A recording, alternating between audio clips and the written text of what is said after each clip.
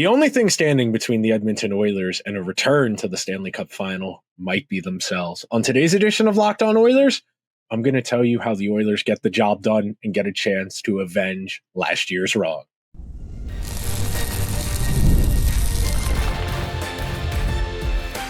You are Locked On Oilers, your daily podcast on the Edmonton Oilers, part of the Locked On Podcast Network, your team every day.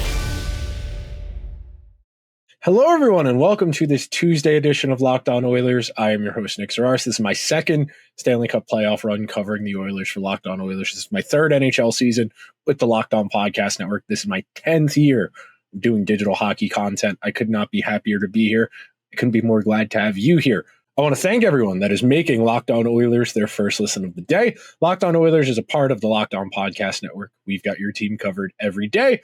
On today's jam-packed Western Conference Finals preview edition of Locked On Oilers, I'm going to walk you through the various phases of how the Oilers win this series. We're going to start out with the math. Very straightforward. What they need to break their way in terms of matchups, in terms of talent going head to head.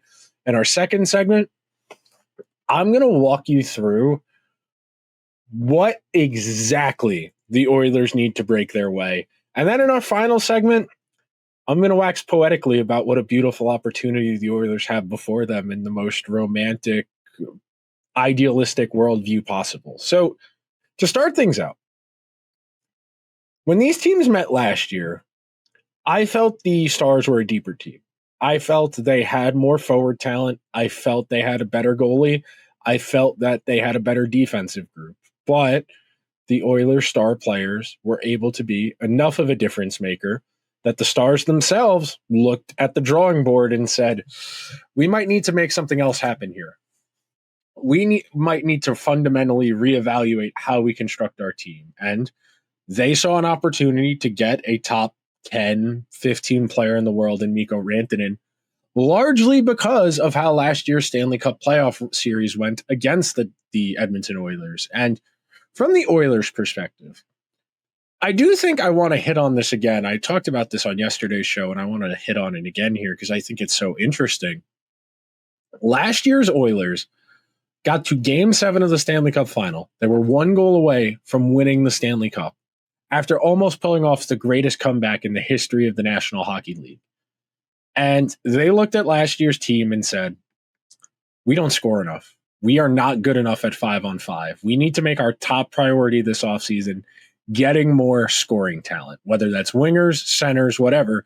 We need more talent. We need to score more consistently, especially at 5-on-5. We need to complement what Connor McDavid and Leon Draisaitl give us with a more well-rounded offensive approach. And they made priority free agent signings. You don't sign Jeff Skinner and Victor Arvidsson the first hours of free agency on July 1st without having a strong conviction that these are guys who are going to help bolster your group. And you think about that in the context of what the Oilers were dealing with last year, where you have Evander Kane play, I think, the first game of the Stanley Cup final and then draw out, doesn't return to the playoffs, doesn't return to hockey until the first round against the Kings. Dylan Holloway playing a prominent role in the top six. He gets offer sheeted. Okay. So at face value, you need two top six forwards at minimum to fill out the rest of this lineup. You like the guys you have at various points, like Adam Henrique, like Matthias Janmark, Corey Perry. You bring them all back. You think to yourself, we can piecemeal this defense together to get to the trade deadline, and we can add a top four defenseman at the trade deadline. And Jake Wallman took a little while to settle in. He definitely wasn't as good as he's played in the playoffs in the regular season. I think you can look at the Oilers' conscientious strategy year over year as saying, we need more 5-on-5 offense. We need more complementary pieces, especially in our top six, so that Connor and Leon have dangerous threats alongside them. So defenses have to give everybody on their line a little bit more respect, which by extension makes everybody more dangerous. And it didn't work. Objectively, in the regular season, it did not work. Connor had his lowest counting stout output in a long time. Leon won the Rocket Richard, of course, but he also missed 10, 15 games. And played a good chunk of the season with Vasily Podkolzin and Kasperi Kapanen and Victor Arvidsson and Jeff Skinner, has been in the press box since the first game of the first round against the Kings. And it presents a real interesting case study. And you know how much, if you're an everydayer of Locked On Oilers, you know how much I love talking about things in the abstract as they're theoretical, if this was a college class. But the Oilers' offseason mantra was, we need to be better at 5-on-5. The guys they brought in to execute that vision haven't worked. Arvidsson got scratched. Skinner got scratched. And here we are, a day away from the start of the Western Conference Finals, and the Oilers have been the best 5-on-5 team in the entire postseason. I think, if anything, people would say they were disappointed with the Oilers' power play only operating at about 25%, about Connor and Leon cooling off as that Vegas series went along, as opposed to like 3 points per game from each. We're down to 1 or 2. And that sounds crazy, but I think it's really interesting that what the Oilers perceived as their biggest deficiency, they went out of their way to try and correct it in the offseason. It didn't really work a whole lot. And then guys who were already here and dart throws like Podkolzin and Kasperi Kapanen have made it work. I think there's really something fascinating in there. And I think that speaks to something we talked about a lot as the regular season wound down, the idea that the Oilers are the oldest team. The Oilers are the oldest team in the NHL by average age. They are abound with playoff experience, even from the guys who have only been Oilers, over the last 3-4 years.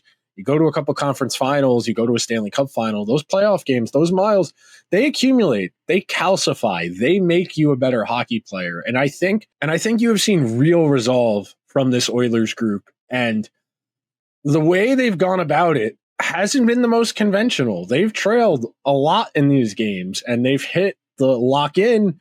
They have leaned forward in their chair. They have locked in, and they have found a way to claw themselves back into games, forcing opponents to make decisions, speeding up their processes, and wearing them down over the course of a game. Because we sit here right now, a day away from the start of this series, and as much as I want to say this series comes down to just a few things, and realistically it does, I think on paper, the Stars are a more talented team top to bottom. This is a team that can play Wyatt Johnston on its third line. Wyatt Johnston, who's got like the 4th most goals of any player ever before they've turned 23 years old in the postseason. They can play Jason Robertson on the 1st, 2nd, or 3rd line. They can play guys like Evgeny Dodonov on the 4th line. And don't get me wrong, the Oilers have been a sublime 5-on-5 team in the postseason. They have been the best 5-on-5 team in the entire playoffs. And as everydayers know, we did a whole episode on this last week. 70 to 75% of every NHL game is played at 5-on-5. If you control almost 3/4 of the game, you are setting yourself up to have a really good chance to win that game. And then special teams are where the game is won on the margins. And in this series, where the Stars have largely been a counterpunch rush offense and absorbed a lot of pressure and played more defense than you would probably expect, they're here. They are here largely by virtue of Jake Oettinger, their superb young goaltender, Mikko Rantanen. The Stars are largely here because of their power play. They are largely here because of their penalty kill. Whereas last year, you have said the same thing about the Oilers. 92 for 96 on the penalty kill over the course of the entire playoffs. The power play at almost 30% conversion rate. This year, you're at 66% penalty kill and 25% power play. So we've definitely had a bit of reversal in the script. And some of that has been accommodating Mikko Rantanen, how he likes to play. We talked about that with Joey Erickson of Locked On Stars on yesterday's the crossover preview episode before we got to me in the nuts and bolts preview. But coming up next on today's edition of Locked On Oilers, I'm going to walk you through exactly what 3 steps the Oilers need to take if they want to win this series and go back to the Stanley Cup final. Coming up next. Are you looking for a snack that's both delicious and nutritious? Crack into a good source of protein today with Wonderful Pistachios. Wonderful Pistachios is one of the highest protein nuts. Each 1 ounce serving has 6 grams of protein, giving you over 10% of your daily nutritional value. Plus, they're packed with that ultra important fiber and better for you unsaturated fats to help you keep feeling fuller for longer. Personally, I'm a huge fan of the no-shell variety. It's the perfect grab-and-go snack for busy days, whether I'm here at my desk working on the show, trying to squeeze in a little more protein to hit my macros for the day. They're a great go-to. Or if you're old school and you love cracking open every shell for that satisfying crunch, the in-shell options are a classic favorite. Wonderful Pistachios is a complete protein that provides all 9 essential amino acids. Get snacking and get cracking with the snack that packs a protein punch. Visit wonderfulpistachios.com today to learn more. Thank you to everyone who is hanging out on this Tuesday edition of Locked On Oilers as we walk through the inner machinations of my mind and what I've been thinking about since the Oilers clinched their spot last week and the Stars won Game 6 against Winnipeg the other night. And the biggest difference here and what the Oilers are going to need an improvement of what they've gotten is special teams. And when you play as well as they have at 5-on-5, complaining about the power play and the penalty kill, that's a first world problem.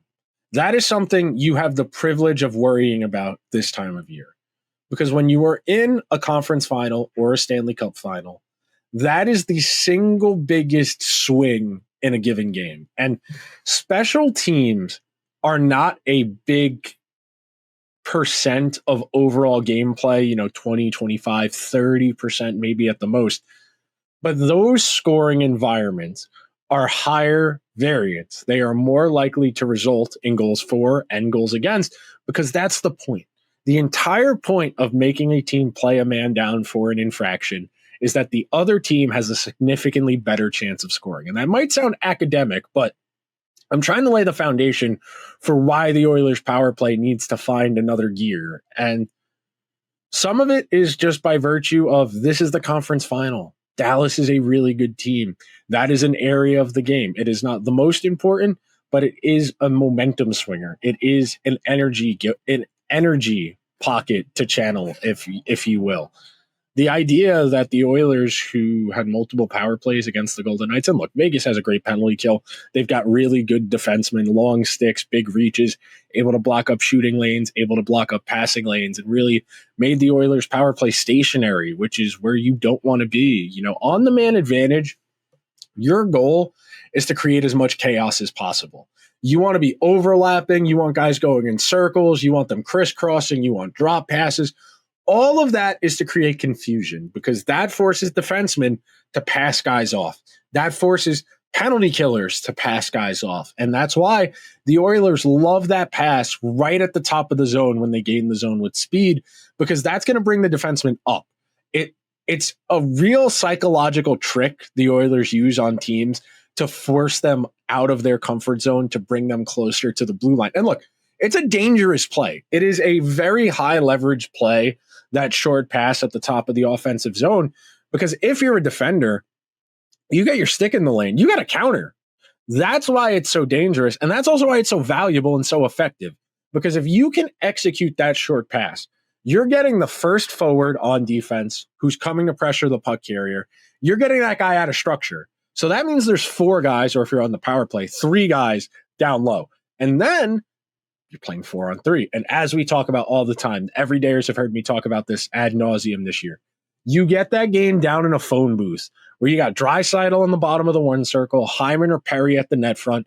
You got Nuge and you got McDavid. And then if Nuge and McDavid overlap, and you got Bush, and you got everybody floating around, and you're trying to create these perpetual cycles of motion. So the defenders have to move. So the goalie has to move. And that's where you create scoring opportunities. And in the Vegas series, the Oilers did not do a good enough job of making the Vegas penalty kill move. And some of that is definitely because McDavid was a little dinged up in the closeout game. You saw him take that wicked spill where he backchecked as hard as he possibly could, went shoulder first into the boards. Didn't have a signature burst. Some of that, I think, was Vegas playing good defense and not giving him as much room to gallop and build up speed. But I'll be very curious to see how they handle that from a Stars perspective. And then number 2. The Oilers are going to need their goalie not to actively kill them. That is not that is not a high bar to clear. Let me be clear. The Oilers don't need their goalie to even be good. If they get average goaltending in this series and they play the way they have at 5-on-5, that might be enough. Genuinely, that might be enough. If Stuart Skinner can give them 902, 903 goaltending in all situations, that should do the job. That is enough when you are playing as good at 5-on-5 as the Oilers are to get them over the finish line. And one other part of this conversation that I think is interesting and something I can explain really well because I think about this all the time.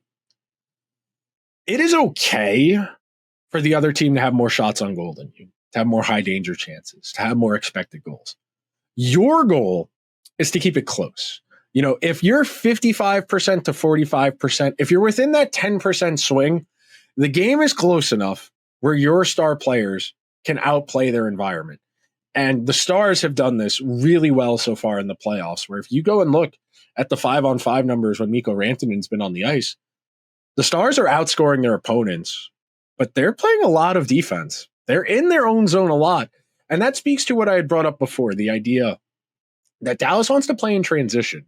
They have so many skill guys up and down their lineup that are really strong puck movers, that can skate well, that they're okay with playing defense, with blocking shots, with absorbing pressure, because as soon as they get possession, they're off to the races. And we know the Oilers' rush defense is not great. Evan Bouchard is not the fleetest of foot. We know Darnell Nurse is prone to overcommitting to trying to break up a zone entry or an odd man rush. We know Jake Wallman is more here for his offense than his defense. Brett Kulak is probably their most balanced defenseman that they have healthily available to them right now. When Ekholm comes back, assuming probably game 3 or 4, he's not traveling to Dallas for the first 2 games. Ekholm draws back in. He's their most well-rounded defenseman. But you get league average goaltending. You control 53, 54% of the scoring chances, the high danger chances. And you get just that much from Connor and Leon, more than the Stars get from from Mikko Rantanen and Wyatt Johnston or Tyler Seguin or Rope Hintz or Jason Robertson, whichever second superstar you want to put up there for the Stars. Because make no mistake about it, the Stars are a deeper team. The Oilers have the better high-end players. The Stars have deeper lineup. The Stars have a deeper lineup, that wasn't proper English. If you're an everydayer, you've heard me talk about gym class theory throughout the first 2 rounds and the idea that this time of year, you need to have the best players. And if we were to do a snake draft between the Oilers and Stars, we lined everybody up. We did a snake draft. We were playing ball hockey in gym class. McDavid goes first. Draisaitl goes second. After that, almost the next 4 picks for both guys are going to be Stars. And that is concerning that the Stars have more high-end depth. Right now, what I have written down on my note sheet is it would go McDavid, Draisaitl, Rantanen, Heiskanen, Harley, Ottinger. Then I have the next Oiler I would take, Evan Bouchard. Then Wyatt Johnston. Then Rope Hintz. Then Jason Robertson. Then maybe Zach Hyman. And even then, I can maybe make an argument for Tyler Seguin over Zach Hyman. And look, the more talented team doesn't always win. The Oilers have the capacity to outplay their talent because of the style they play and because of how effective they've been. And they're starting to believe in themselves. And speaking of believing in yourself, coming up next, I'm going to tell you why the fact the Oilers even have this opportunity speaks volumes about this group and why you should believe.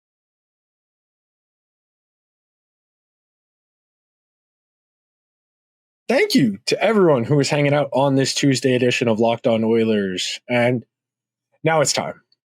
This is where I really shine because I talk about sports the way Star Wars fans talk about Star Wars, Lord of the Rings fans talk about Lord of the Rings, that these mythical great figures are embarking on these lifelong quests. For some perspective, you think about Connor McDavid right now, who is in the prime of his hockey life. He is in his mid-20s. He is a year and change away from agreeing to the biggest contract any hockey player will have signed to that point. This is someone who, as young as 5 years old, which is 22 years ago now. He's my age. We're the same birth year. We're both 97s. This is someone who has spent the better part of the last 22, 23 years of his life with this as his singular goal. It wasn't enough to win all the MVPs, to win a Rocket Richard, to win the Ted Lindsays. It is about winning. It is about capturing the greatest trophy in all of sports. It is about overcoming the most difficult playoff format we have in any sport. Hockey is the highest variance, meaning the lower seeded team wins at the highest rate of any of the four major North American sports. And just to get to the conference final 2 years in a row is really insane when you talk about it in the context of how difficult it is. To make the playoffs isn't that hard. Half the league makes the playoffs. To win 2 playoff series 2 years in a row, and you'd say they were probably underdogs in the Vegas series ever so slightly, maybe by a crumb, but you expect them to beat LA both times. That's still 2 series wins. You think about how long it's been since some teams have won a series. The Devils have 1 playoff series win in the last 14 years. The Kings haven't won a playoff series since they won the Stanley Cup in 2014. The Blackhawks haven't won a playoff series in almost 7 or 8 years now. You have teams that are looking at years before they can even make the playoffs again, like a Chicago, dare I say, like a Detroit. Just to be here is something. And look, I am not telling you that you need to feel a certain type of way. I'm not telling you that you need to feel that this is an accomplishment, that this is something to celebrate. I understand. There are people listening to this right now who remember the last time the Oilers won the Stanley Cup and are wondering in the back of their mind, am I going to see another one before I die? And that's a valid question. That's a valid thought. It is incredibly difficult to win the Stanley Cup. And then you think about how many times we have had the same recurring cast of characters once you get past the second round of the playoffs. The Lightning, the Panthers, the Bruins, the Golden Knights, the Stars.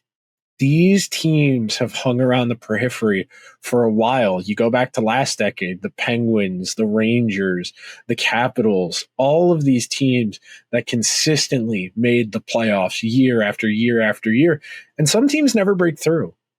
Look at the Minnesota Wild. Some teams never break through. And just getting here is hard enough. And the crazy thing is, you're only halfway there. The crazy thing is, through the first 11 games of these playoffs, which have been really, really chaotic, even for hockey, and how much more work there is to go. I talk about this all of the time. This is one of my favorite recurring bits on Locked On Oilers. So the Stanley Cup playoffs end last year, June 24th, June 25th, something like that was Game 7 of the Stanley Cup final. You have the draft, you have free agency. 2 weeks or so go by, league goes quiet, second half of July, almost all of August. Guys start coming back to Edmonton second week of September. Informal skates, see the guys, work out a little bit. You do your preseason testing. You do your 8-9 preseason games. And then you have a 6-month odyssey. October, November, December, January, February, March. And we're going to say half of September, including the preseason, and April. That gets you to 7. All of May. You have to play 8 months of hockey, or at least participate in 8 months of hockey activities if we're going to disqualify preseason and working and preseason workouts and testing and whatever. We're talking 8 months just to get to the Stanley Cup final. And then it's a best of 7, and the best man wins. And that's what makes this so beautiful. Not only have the Oilers given themselves an opportunity to atone for last year, to redeem themselves. And I don't say redeem in like they've morally compromised themselves, their failures. I am saying that in a man on a mission. And the man on the mission trope is arguably the most successful in the history of film. No matter what action movie you're thinking of, if you want to talk about Predator, you want to talk about Die Hard, you want to talk about any of the James Bond movies, you want to talk about Taken, you want to talk about Speed, Air Force One, Commando, you can go on and on and on and on. All of these movies are about a singular character rising above, protected by plot armor, of course, eating bullets, shooting back with a million bullets, even though they're shooting a revolver that only has 6. The man on the mission trope is effective because it is captivating. We are watching one of the greatest, if not the greatest hockey player to ever play hockey in the prime of his life, trying to chase down a life's long dream. How can you not be romantic about hockey? This is the same Connor McDavid that, as a 5-year-old, asked his parents if they could write Sidney Crosby a letter, asking how Sidney Crosby, who was 15 years old at the time, handles the pressure of being a star. And this is Connor McDavid as a kindergartner who already kind of was imposing on himself the standard that that's who I'm going to be. I am going to be the best. And Connor goes about it in the best way possible, where it is singularly about winning. And are the accomplishments nice? Yes. Are the awards, the trophies, 4 nations, all that stuff is nice. I'm sure he's very excited to represent Team Canada at next year's Olympics, but guys get to the national to win the Stanley Cup. The Olympics, that's gravy. That's a bonus. And I'm going to go back to it. And everydayers have heard me quote this speech a lot over the last few months at the Timothée Chalamet Golden Globe speech, where he held up the trophy and said, I am not supposed to say this. People don't normally say this. I am in pursuit of greatness. I am inspired by the greats like Marlon Brando, like Viola Davis, like Michael Jordan, like Michael Phelps. I want to be like them. Winning a Golden Globe, it's nice. It is not a confirmation of greatness. When all is said and done and you have my career in its totality, then you can judge me whether or not I am great. And I think Connor feels that not in like a pressure type of way. I think Connor feels that in like a sense of duty type of way. The way people talk about being called to service, whatever that is, if that's a fireman, if that's a police officer, if that's the armed forces, if you're a teacher, if you're a postman, you feel that call to service, that you have a duty and obligation to your country, to your community. In Connor's case, it is to the Oilers. It is to be the driving force that gets them their first Stanley Cup in more than 30 years. This is an Oilers team that has everything in front of them. They are outmanned, but they are not outgunned. Connor, Leon, Evan Bouchard are capable of swinging this. This is going to be a razor-thin series. I expect this to go 7 games. I do not have a strong conviction. I think the Oilers are perfectly capable of winning this series. I think if you expect them to win, you're braver than me. I think the way I try and process and reconcile my predictions with my feelings is trying not to set myself up for failure, because I don't want to hurt my own feelings, because genuinely in my heart of hearts, I want to see this happen and I don't want to jinx it. I don't want to piss off the hockey gods. I think the Oilers are going to get this done. I really feel like the Oilers have the capacity to do this and are playing at such a high level, and they have more juice to squeeze from the fruit. That'll do it for today's very poetic and romantic edition of Locked On Oilers. Thank you to everyone who made Locked On Oilers their first listen of the day. If you could be so kind, please subscribe to the show wherever you get your podcasts. If you're on Apple or Spotify, please take an extra second and leave a 5-star review.